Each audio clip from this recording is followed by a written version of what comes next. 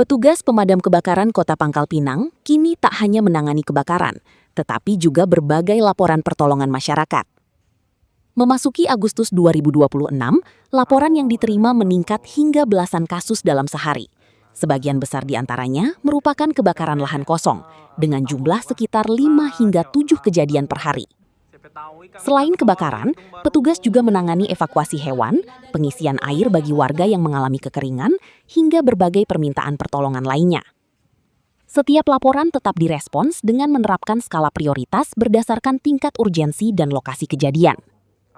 Dengan personel yang terbatas di setiap pos, petugas dituntut bergerak cepat untuk memberikan pelayanan kepada masyarakat. Masyarakat juga diimbau tidak ragu menghubungi Damkar, karena seluruh layanan pemadaman dan pertolongan diberikan secara gratis. Laporan diterima melalui call center Damkar dan diteruskan kepada personel untuk segera ditindaklanjuti. Kalau kami, kalau masyarakat langsung ke call center, biasanya dari call center langsung kita punya grup di nama grupnya grup Damkar Pangkal Pinang kan. Di situ di-share oleh atasan kami dari call center bahwa ada terjadi kebakaran, tolong Danton ditindaklanjuti. Di situ ada alamat, Sherlock, nomor pelapor. Nah, kami yang sebagai Danton melihat di titik mana terjadinya kebakarannya. Seandainya Pinang 1 di Selindung. Jadi kami langsung memutuskan dari pos Pinang 1 yang turun dari grup. Tolong pos Pinang 1 tolong ditindaklanjuti laporan dari warga. Nah, dari laporan itu Danru yang nyambut. Nah, untuk siapkan anggotanya untuk berangkat ke titik lokasi. Jadi banyak proses untuk laporannya gitu. Banyak sih, alhamdulillah di kita ini banyak. Bukan hanya tentang kebakaran, orang pikirnya kan, oh Damkar ini kalau nggak ada kebakaran nggak kerja. Sebenarnya salah. Kami banyak sebenarnya menerima laporan tuh yang evakuasi kayak kucing di atas atap gitu nggak bisa turun, kayak ular masuk ke dalam perigi, terus kayak pintu rumah kekunci, kita juga banyak laporannya. Kemarin juga ada yang HP-nya jatuh di jembatan 12, sampai anggota juga sempat nyebur ke dalam kan, nyarinya alhamdulillah ketemu. Kunci ketinggalan di dalam mobil, motor. Jadi banyak laporan yang dari masyarakat dan bahkan yang aneh-aneh juga ada. Contoh kayak ya temenin pulang waktu itu konser jadi ada orang nonton jadi takut pulang ke Sungaliat minta temenin Damkar untuk pulangnya tetap kita layani setiap laporan apapun tetap kita layani. Jadi banyak yang aneh-aneh yang untuk merayakan ulang tahun pun ada bahkan ada. Jadi banyak lah yang laporan-laporan di Damkar ini kita selalu terima. Kayak evakuasi cincin, semuanya kita terima selagi kita bisa mengerjakannya. Kita tidak pernah bayar ya, karena kita dari pemerintah kita, dari atasan kita juga, pelayanan kita ini gratis, nggak dipungut biaya sama sekali. Jadi masyarakat berpikir, oh manggil Damkar ini bayar nggak ya? Kayak contoh minta tolong untuk selokan mereka buntu nih. Sebenarnya nggak bayar. Jadi jangan berpikir, oh nelpon Damkar ini bayar. Semua itu nggak bayar, gratis semua. Layanannya gratis.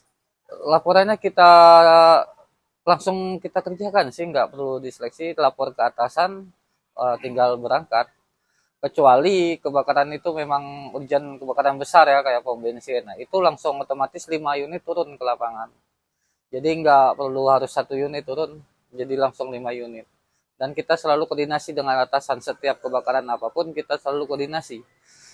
Buat laporan ke atasan dulu, izin kemana ada laporan ini, tapi selalu minta izin ke atasan kami untuk menindaklanjuti laporannya gitu. Kendala sih paling di jalan ya, karena kita kan butuh respon time yang cepat ya untuk ke titik kebakaran. Kadang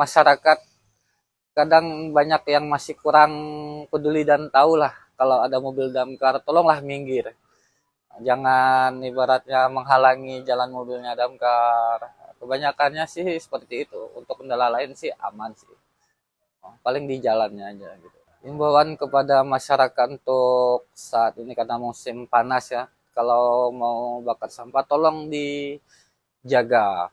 dijaga, jangan ibaratnya habis kita bakar dibiarkan, karena kita nggak tahu arah anginnya gitu kan. Terus mau pembukaan lahan gitu, tolong dijaga, buatlah pemblokiran atau kumpullah di tengah-tengah lapangan kosong dan diawasi. Pas ketika kita membakarnya diawasi, jangan sampai kita ditinggal.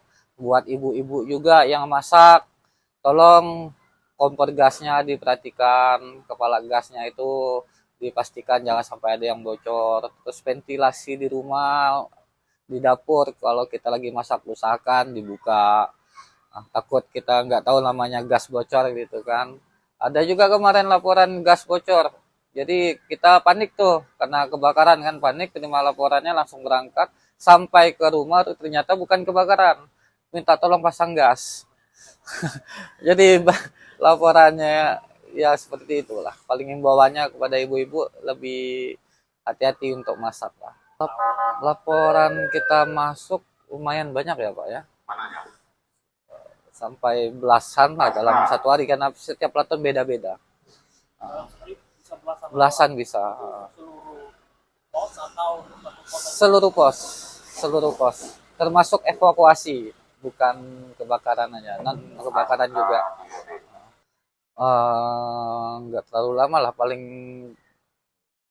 3 tahun lah, 3 tahun lah, 3 tahun. Karena kemarinnya kan sempat dibanggain dok. Itu emang udah dari awal sebagai pemadam kebakaran? Udah dari awal dari pemadam kebakaran.